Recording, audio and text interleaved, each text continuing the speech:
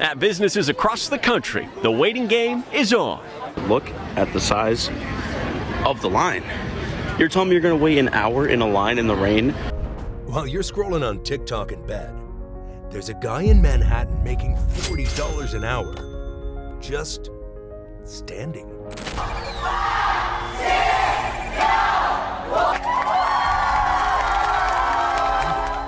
His name is Robert Samuel, and for the past 12 years, he's been getting paid to hold your spot in line. Trump's trial? His guys were there. Diddy's sex trafficking case? They're there right now. That cronut craze in 2013? He literally built an empire off people who couldn't wait for overpriced pastries. 45 employees, charging up to $25 per hour, all to do something you thought was free.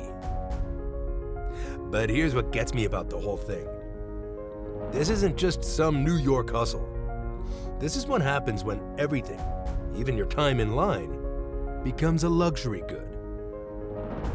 And the people paying for it, they don't want you to know they're not actually waiting like everyone else. September 2012, Robert Samuel's life was falling apart in the most ordinary way possible. He'd just lost his telecommunications job, the bills were piling up, and like millions of unemployed Americans, he was scrolling through Craigslist, looking for anything that might pay rent. Then Apple announced the iPhone 5. Samuel had an idea that was either brilliant or completely insane. He posted an ad offering to wait in line for the new iPhone for anyone who didn't want to camp out themselves. A potential client responded almost immediately. They agreed to meet at the Apple store on Fifth Avenue, where Samuel would secure a spot and hold it until the customer arrived for the launch. But then something happened that would accidentally birth an entire industry. The client never showed up. There was Samuel, holding spot number 3 in a line that stretched around the block, with hundreds of people behind him who'd been waiting for hours. The phone was launching in a few hours. The hype was insane. And he suddenly realized he was sitting on something valuable. So he did what any rational person would do. He sold his spot to the highest bidder for $100. Then he walked to the back of the line and did it again, and again.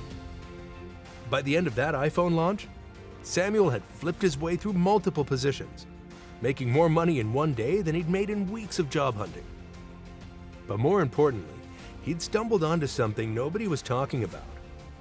In an economy where everything was becoming scarce or exclusive, waiting itself had become a commodity. The urban scarcity economy doesn't just create demand for products. It creates demand for the time required to access these products. And time, as it turns out, has a very specific price point. 2013 changed everything, and it all started with a pastry that shouldn't have existed. Chef Dominique Ansel created something called a cronut, half croissant, half donut. 100% marketing genius. The bakery was making only 200 or 300 per day, and lines would form as early as 5 a.m. with hundreds of people waiting outside. It was madness, and Samuel saw opportunity in that madness. The media went absolutely wild for the cronut story, and Samuel's line-sitting service got swept up in the frenzy. Suddenly, reporters wanted to talk to the guy who would wait in line for a pastry so you didn't have to. The attention was unexpected, but Samuel was smart enough to realize this was his moment. He officially launched Same Old Line Dudes, SOLD, if you want to get cute with the acronym. The name was perfect. It captured the everyday absurdity of what he was doing while sounding just professional enough to charge real money for it. Interestingly, Same Old Line Dudes can still be hired to pick up the sweets today at $65 for 2 cronuts. But of course, the story gets wild. The requests started pouring in for everything. Broadway show lotteries, Supreme sneaker drops, sample sales in Soho, restaurant reservations that required physical presence, and yes, even criminal trials where curious New Yorkers wanted front row seats to legal drama. His team now queues up for hours for criminal trials, sneaker launches, Broadway tickets, sample sales, and restaurants. What started as an iPhone hustle had become a full-service waiting operation. And every new request taught Samuel something crucial about how exclusivity actually works in America. The business began to scale, and with it came a realization that would define everything that followed. Exclusivity wasn't just about the product at the end of the line. The line itself was the product. The waiting was the show. Urban scarcity creates artificial demand, but artificial demand creates very real price tags. And someone smart enough to position themselves at the intersection of time and desire could turn patience into profit. By the time you realize someone has built an empire, they're already hiring employees and setting corporate rates. Samuel didn't just stumble into success, he systematized it. Same old line dudes now employs 45 people who can queue on demand across New York City. They're trained professionals who understand the psychology of line holding, the politics of queue management, and most importantly, how to make waiting look legitimate. The pricing structure is where you see the business mind at work. $25 to $40 per hour with a 2-hour minimum. But that's just the base rate. There's surge pricing for high-demand events, weather fees when it's raining or freezing, overnight premiums for those midnight launches, holiday rates, weekend rates, rates for rates, basically. Samuel has become the go-to guy for everyone, from media outlets covering the latest craze to hype beasts who can't afford to miss work, but also can't afford to miss the drop. Corporate clients hire Sold for publicity stunts and grand openings. Wealthy New Yorkers use them for Broadway lottery tickets and exclusive restaurant openings. But here's the part that reveals everything about how this economy really works. Samuel's biggest clients aren't individuals trying to skip the wait. They're companies that need the lines to look real. Just think about it. A restaurant opening wants a line outside on day one because it signals popularity. A fashion brand wants queues for their sample sale because it suggests exclusivity. A startup wants crowds at their launch event because it implies demand. Samuel's team doesn't just hold places in organic lines. They create the lines that make everything else look desirable. The service economy has taught us to outsource everything we don't want to do ourselves: cooking, cleaning, driving, shopping. Samuel just took that logic one step further and outsourced waiting. In a time-poor society, convenience becomes the ultimate luxury, and Samuel figured out how to package inconvenience as a premium product that someone else pays to experience. What nobody wants to admit about modern consumer culture here is that we don't actually want the things we're waiting in line for. We want to want them. And the line is what makes us want them. Psychological research on exclusivity tells us something fascinating about human behavior. We assign higher value to things that are harder to get, even when the difficulty is completely artificial. A cronut isn't objectively better than a regular donut, but making only 200 per day transforms it from pastry to phenomenon.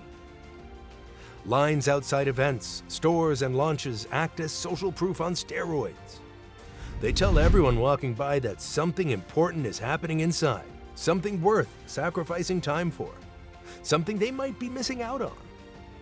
The line becomes marketing, and the waiting becomes part of the product experience. Samuel's job isn't just to hold a place, it's to keep up the illusion. His team knows how to look like genuine customers. They dress the part, carry the right accessories, display the appropriate level of enthusiasm. They've mastered the art of invisible professionalism, looking like they belong without looking like they're being paid to be there. Samuel isn't a scammer, don't get me wrong. He's just responding to an economic system that has made artificial scarcity the foundation of modern marketing. Brands create limited quantities not because they can't make more, but because scarcity drives demand better than quality ever could.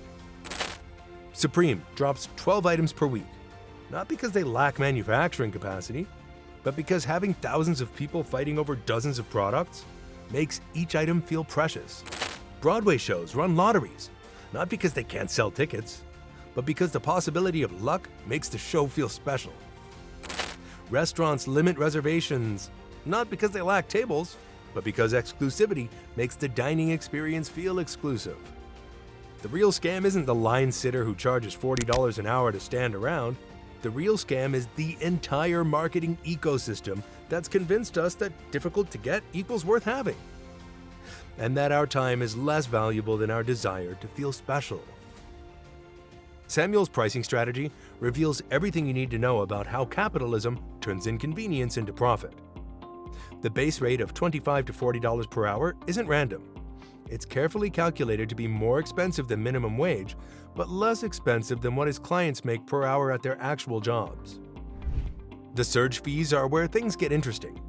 Midnight bonuses for overnight waits, weather premiums when it's raining or snowing, holiday rates during peak seasons, rush charges for last-minute requests.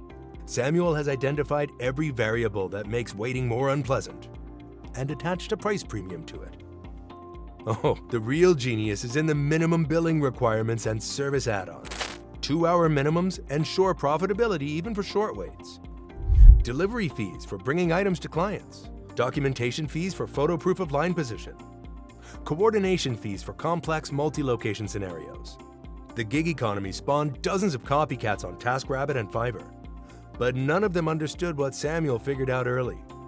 This isn't about offering the cheapest line-sitting service. It's about offering the most reliable performance of exclusivity. His clients are buying the confidence that their spot in line will be held by someone who understands the performance requirements. Companies that profit from inefficiency have discovered something profound about modern markets. When inconvenience becomes a predictable part of the customer experience, it stops being a bug and becomes a feature. Airlines overbook flights because they know some percentage of customers will pay extra to avoid rebooking hassles. Ticketmaster adds convenience fees because they know customers will pay extra to avoid alternative purchasing methods. Samuel's business thrives in the same space by turning the efficiencies of urban scarcity into premium products that affluent customers pay to avoid. When inconvenience is profitable, it becomes a permanent feature of the system, not something to be optimized away. Success in America has a way of turning ordinary people into symbols, and Robert Samuel became the face of something much bigger than line sitting. He became the embodiment of hustle culture's promise that any gap in the market can become a career if you're smart enough to spot it and persistent enough to scale it. Samuel's story became a case study in business schools and entrepreneurship programs. How to identify unmet demand, build operational systems, scale through hiring, and create substantial competitive advantages in an industry that technically didn't exist until he invented it. But the deeper story is about what Samuel's success reveals about urban consumption patterns and economic inequality. His business model only works in cities where time is expensive, space is limited, and status is performed through exclusivity. Same old line dudes couldn't exist in small-town America because small-town America doesn't have enough manufactured scarcity to support professional line sitters. Samuel didn't create the system, he just figured out how to profit from it. Urban systems create value from scarcity as a design feature, not an accident. Limited subway seats, limited restaurant reservations, limited concert tickets, limited housing, limited everything. And when limitations become the organizing principle of economic life, people like Samuel simply respond to the incentives the system creates. This was never actually about standing in line. Lines are just the visible symptom of something much more fundamental about how power and access work in modern American cities. This was about who has time and who can afford to pay for it. Samuel's clients aren't paying $40 an hour for line-sitting services. They're paying $40 an hour to outsource the experience of powerlessness that comes with waiting. They're purchasing the privilege of never having to demonstrate that they want something badly enough to sacrifice their time for it. In a city where everything is limited, attention, access, housing, restaurant reservations, concert tickets, even sidewalk space, exclusivity becomes the organizing principle of daily life. And when exclusivity becomes the norm, someone will always figure out how to monetize the inefficiencies that exclusivity creates. The fake queue isn't fake because the line sitters are pretending. It's fake because the entire system of artificial scarcity that creates the need for lines is a performance designed to make ordinary products feel extraordinary. Samuel just figured out how to get paid for participating in the performance instead of being victimized by it. The real revelation is that we've built an economy where standing in line has become valuable enough that it's worth paying someone else to do it. Where patience itself has a price tag. And that price tag reveals everything about who has power and who doesn't in American cities. Same old line dudes generated over $1 million in revenue last year. But the fake queue they represent is worth billions. And it's the most honest business model in New York City. Selling the illusion of exclusivity to people who can afford to buy their way out of experiencing it themselves. The line was always real. The scarcity was always fake. And profit was always the point.